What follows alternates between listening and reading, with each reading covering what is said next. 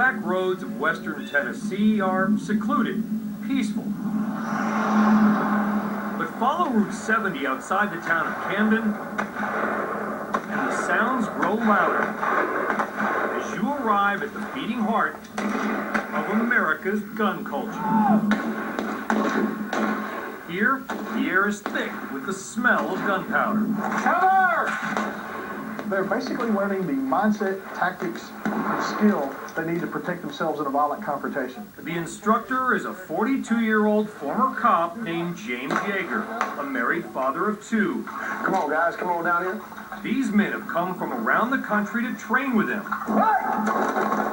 Every one of them has brought an AR-15.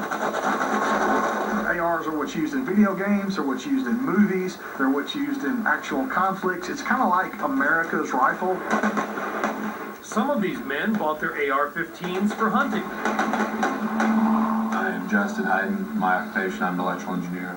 Others for home defense. They come from different places and different backgrounds. My name is Lane, I'm an accountant. My name is Danny Valenzuela. I'm an electrician. I've got zero training. They are all gun guys. But among Second Amendment absolutists, few are more absolute than James Yeager. As you guys probably figured out, I had kind of an attitude problem. Even his arms are armed. I do believe that a citizen, according to the Constitution and the writings of our founding fathers, should have the same kind of stuff that an infantry soldier would have, and that includes an AR-15. Is it your choice as a self-defense weapon? There's one beside my bed. Why? To protect my home and my family. How many magazines will it shoot? They'll shoot 1,500 rounds.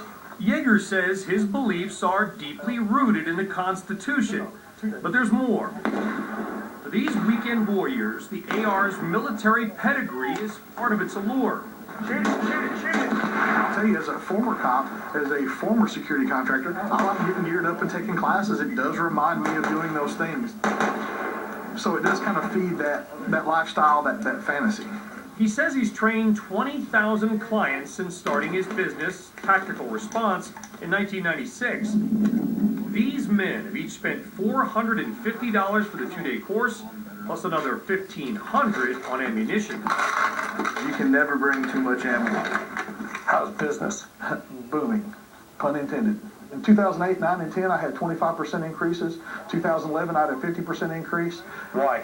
People are just, in general, more afraid than they were 10 years ago. Afraid of what? I can't really put my finger on it. Like, we have couples that show up, right? And I'll walk over to them while they're loading mags, and I'll say, why are you here? They go, well, we bought these guns, and we didn't know how to use them, and we bought some food at the house, and we've got some medical supplies, because we think things are going to get bad in this country.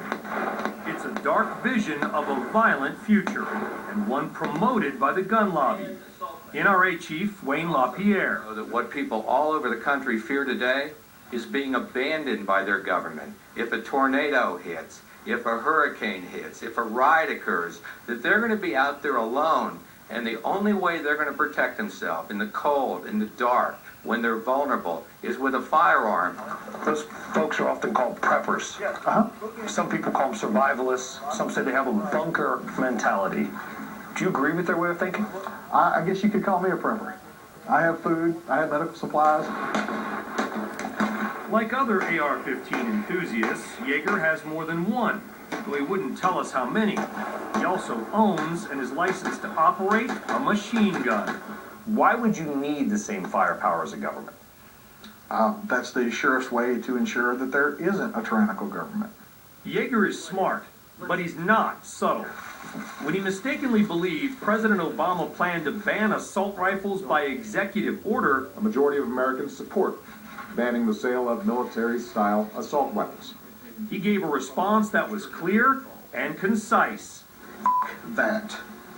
I'm telling you that if that happens, it's going to spark a civil war, and I'll be glad to fire the first shot. I'm not putting up with it. You shouldn't put up with it. It was a call to arms against imminent tyranny, posted to tens of thousands of subscribers on his YouTube channel. Pack a backpack with some food in it and get ready to fight. I'm not putting up with this. I am not letting my country be ruled by a dictator. I'm not letting anybody take my guns. If it goes 1 inch further, I'm going to start killing people.